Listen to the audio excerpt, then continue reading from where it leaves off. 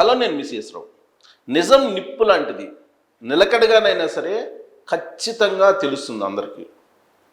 America అధ్యక్షుడు Trump, అలాగే భారతదేశ ప్రధానమంత్రి నరేంద్ర మోడీ గారు, వీళ్ళిద్దరిలో ఈ సీజ్ ఫైర్ గురించి ఎవరు నిజం చెప్పారు అనే దాని మీద విస్తృతంగా చర్చ జరుగుతుంది. కారణం ఏంటంటే, ప్రపంచానికే అగ్రరాజ్యం అమెరికా, దాని అధ్యక్షుడు ట్రంప్. ప్రపంచంలో 4వ ఆర్థిక శక్తిగా ఎదుగుతున్నటువంటి భారతదేశం, దానికి ప్రధానమంత్రి నరేంద్ర మోడీ గారు. వీళ్ళిద్దరూ ప్రపంచంలో ప్రత్యేకమైనటువంటి గుర్తింపు ఉన్నటువంటి పొలిటీషియన్స్. ఒక ఆయనేమో బిజినెస్ మ్యాన్, ఇంకొక ఆయనేమో ఆధ్యాత్మిక కోణంలో ఉండేటువంటి లీడర్ మన నరేంద్ర మోడీ గారు. మరి వీళ్ళిద్దరిలో సీజ్ ఫైర్ గురించి భిన్నంగా చెప్పారు. ఎవరు చెప్పింది నమ్మాలి? నరేంద్ర మోడీ గారు ఏం చెప్తూ ఉన్నారు? ఉగ్రవాదులకి సరైనటువంటి బుద్ధి చెప్పాం, ఉగ్రవాదుల్ని ప్రోత్సహించినటువంటి దేశం పాకిస్తాన్కి సరైనటువంటి బుద్ధి చెప్పాం. పాకిస్తాన్తో చర్చలు జరపాలని అంటే 2 అంశాల మీదే చర్చలు. 1 POK, 2 మసూద్ అజార్ టెర్రరిస్ట్, అతన్ని పట్టియాలి. ఈ 2 అంశాల మీదనే చర్చించేవి. మిగతా అంశాలు ఏమి చర్చించాల్సిన అవసరం లేదు, చర్చించేటువంటి అవకాశం కానీ అవసరం కానీ మాకు లేదు పాకిస్తాన్ తోటి అని చెప్తూ, టెర్రరిజాన్ని ప్రోత్సహించిన, టెర్రరిజానికి దిగిన బుద్ధి చెప్తాం మళ్ళీ అని చెబుతున్నారు. అసలు ఇంతకీ నరేంద్ర మోడీ గారి ప్రెస్ మీట్లో కాల్పుల విరమణ ఎందుకు చేశాము అనేది చెప్పారా అని అంటే, ఆయన మొత్తం ప్రెస్ మీట్ని మనం అబ్జర్వ్ చేస్తే ఎక్కడా కూడా కాల్పుల విరమణ ఎందుకు చేశాము అనే దాని మీద స్పష్టతను ఇవ్వలేకపోయారు అనిపిస్తుంది చాలామందికి. చాలామందిలో అదే అభిప్రాయం కూడా ఉంది. వాస్తవంగా కాళ్ళబేరానికి పాకిస్తాన్ వచ్చింది, అందుకే కాల్పుల విరమణకి సిద్ధపడ్డాము అని చెప్పి భారత్లో ఉన్నటువంటి ప్రజలు, లేదంటే భారత ప్రభుత్వం ఇచ్చినటువంటి లీకులు. కానీ అఫీషియల్గా ప్రధానమంత్రి నరేంద్ర మోడీ గారు ప్రెస్ మీట్లో ఎక్కడా కూడా ఆ విషయం చెప్పలేదు. ఇంచుమించు కాలబేరానికి వచ్చింది అని చెప్తున్నారు. కానీ అసలు ఫస్ట్ కాల్పుల విరమణ అనేదాన్ని ప్రకటించింది ఎవరు? అమెరికా అధ్యక్షుడు ట్రంప్. ఆయన ట్విట్టర్ ఖాతాలో ట్రూత్ అనేటువంటి దాంట్లో క్లియర్గా సీజ్ ఫైర్ గురించి మాట్లాడారు. ఆ తర్వాత పాకిస్తాన్ కానీ లేదా భారతదేశానికి సంబంధించినటువంటి వాళ్ళు కానీ వచ్చి మాట్లాడారు. ఫస్ట్ అనౌన్స్ చేసింది ట్రంప్. తాను మాట్లాడాను, ఇరు దేశాలు కాల్పుల విరమణకు ఒప్పుకున్నాయి. మరి మాట్లాడమని ఎవరు చెప్పారు ట్రంప్కి? భారతదేశానికి సంబంధించిన ప్రధానమంత్రి నరేంద్ర మోడీ గారు చెప్పారా? లేదు విదేశాంగ మంత్రి జయశంకర్ గారు చెప్పారా? లేదు అమెరికాలో ఉండే భారత రాయబారి చెప్పారా? ఎవరు చెప్పారు ట్రంప్కి? అలాగే పాకిస్తాను అప్రోచ్ అయిందా ట్రంప్ని? లేదా పాకిస్తాన్కి సంబంధించి విదేశాంగ శాఖ మంత్రి అప్రోచ్ అయ్యారా? లేదంటే పాకిస్తాన్ అంబాసిడర్ అప్రోచ్ అయ్యారా? ఎవరు అప్రోచ్ అయ్యారనేది చెప్పలా. ముందు కాల్పుల విరమణ అనేదాన్ని పాకిస్తాన్ ప్రపోజల్ చేసిందా లేదా భారతదేశం చేసిందా?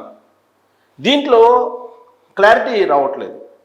ట్రంప్ అయితే నేను ఇరు దేశాలతో మాట్లాడాను, 2 దేశాలు అంగీకరించాయి, లేదంటే వాణిజ్యపరంగా దెబ్బతీస్తానని చెప్పి నేను వార్నింగ్ ఇచ్చాను, అందుకే 2 సెటరేట్ అయిపోయాయి అని చెప్తున్నారు ఆయన. ఎవరికి వార్నింగ్ ఇచ్చారు? భారతదేశానికి వార్నింగ్ ఇచ్చారా? పాకిస్తాన్కి వార్నింగ్ ఇచ్చారా ట్రంప్?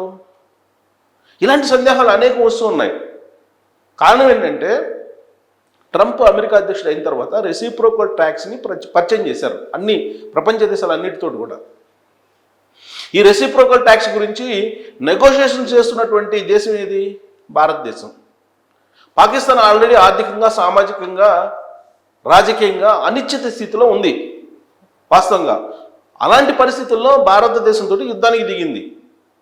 అణు యుద్ధం చేస్తానని చెప్పి కూడా బరి తెగించి పాకిస్తాన్కు సంబంధించినటువంటి ప్రధానమంత్రి, అలాగే మిగతా విదేశాంగ శాఖ మంత్రులు కానీ, రక్షణ శాఖ మంత్రులు కానీ వీళ్ళందరూ మాట్లాడారు. మరి భారతదేశం ట్రంప్ను అప్రోచ్ చేయాల్సిన అవసరం ఏమొచ్చింది? పోనీ పాకిస్తాన్ అప్రోచ్ అయిందని చెప్పి ఏమన్నా ట్రంప్ చెప్తున్నాడా? చెప్పట్లేదు. మరి అప్రోచ్ ఎవరు? ఎందుకు అప్రోచ్ అయ్యారు? ఎందుకు ఒప్పుకున్నారు? పాకిస్తాన్ ఆల్మోస్ట్ ఓడిపోయింది. పాకిస్తాన్కి సంబంధించినటువంటి ఎయిర్ డిఫెన్స్ కేంద్రాలని ధ్వంసం చేసింది భారత ఆర్మీ. అక్కడ ఉన్నటువంటి ఉగ్రవాదుల స్థావరాల్ని మొదటి ఊపులోనే లేపేసింది. ఉగ్రవాదులు 100 మందిని ఆల్మోస్ట్ ఒక దెబ్బతోటి చంపేశామని చెప్పారు రక్షణ శాఖ మంత్రి రాజ్నాథ్ సింగ్ గారు. ఇక పాకిస్తాన్ కాళ్ళబేరానికి వచ్చింది, చేతులు ఎత్తేసింది అనే సమయంలో సీజ్ ఫైర్ అని చెప్పి సడన్గా వచ్చింది.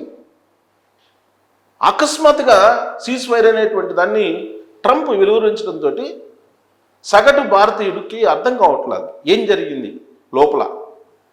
అసలు ట్రంప్ ఎవరిని బెదిరించాడు, అసలు ట్రంప్ ఇన్వాల్వ్ కావాలని చెప్పి ఎవరు అడిగారు అనే దాని మీద ఒక చర్చ జరుగుతోంది. ఒక మంచి అవకాశాన్ని భారత ఆర్మీ కోల్పోయిందేమో అనేటువంటి ఒపీనియన్ తోటి ఇప్పుడు చర్చ జరుగుతుంది. ట్రంప్ ఏం చెప్తున్నారు ఆయన ఇప్పుడు మళ్ళీ తాజాగా కూడా ఏం చెప్తున్నారు, మధ్యవర్తిత్వం వహిస్తాను కాశ్మీర్ విషయంలో అని చెప్పి చెప్తున్నారు. అనాదిగా పాకిస్తాన్ అలాగే భారతదేశం మధ్య ఉన్నటువంటి వివాదాలు ద్వైపాక్షిక చర్చల ద్వారా మాత్రమే పరిష్కరించుకుంటాము, మూడవ వ్యక్తుల ప్రమేయం కానీ మూడవ దేశం ప్రమేయం కానీ ఉండదు అని చెప్పి చెప్తూ వచ్చారు. ఇందిరాగాంధీ గారి దగ్గర నుంచి ఇవాల్టి నరేంద్ర మోడీ గారి వరకు. మరి జరుగుతుంది ఏంది, క్లియర్గా సీజ్ ఫైర్లో అమెరికా జోక్యం కనిపిస్తుంది, ట్రంప్ జోక్యం కనిపిస్తుంది. అలాగే ఇప్పుడు మళ్ళా కాశ్మీర్ విషయంలో కూడా నేను మధ్యవర్తిత్వం వహిస్తానని చెప్పేసి ఆయన లేటెస్ట్గా తన ట్రూత్ ఖాతాలో ఎక్స్ వేదికగా ట్వీట్ చేశారు ట్రంప్. అంటే దాని అర్థం ఏంటి, భారతదేశం పాకిస్తాన్ రెండు మూడో వ్యక్తి చేతిలోకి వెళ్ళిపోయాయా? సరే పాకిస్తాన్ వెళ్ళిందంటే అర్థం ఉంది, అన్ని రకాలుగా దిగజారుడుతనంలో ఉంది, దిగజారిపోయింది కాబట్టి పాకిస్తాను మూడో వ్యక్తి సహాయాన్ని కోరి ఉండొచ్చు.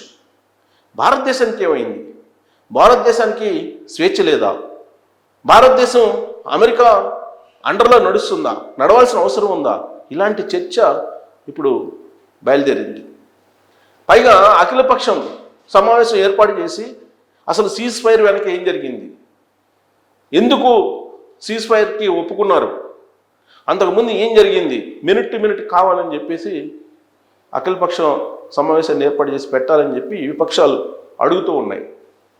నరేంద్ర మోడీ గారు ఏదో చెప్తారు, జాతిని ఉద్దేశించి ప్రసంగించడానికి టీవీల ముందుకు వచ్చారని చెప్పి అందరూ ఎక్స్పెక్ట్ చేశారు. కానీ సీజ్ ఫైర్ విషయంలో ఆయన చెప్పలేదు.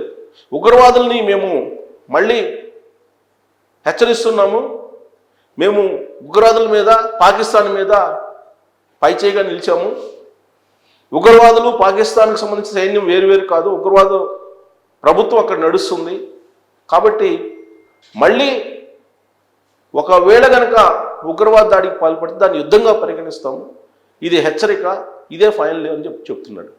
అసలు ఎందుకు సీజ్ ఫైర్ వచ్చింది, పాకిస్తాన్ వాళ్ళు అడిగారా మిమ్మల్ని ఏమన్నా, దానికి సమాధానం చెప్పలేదు.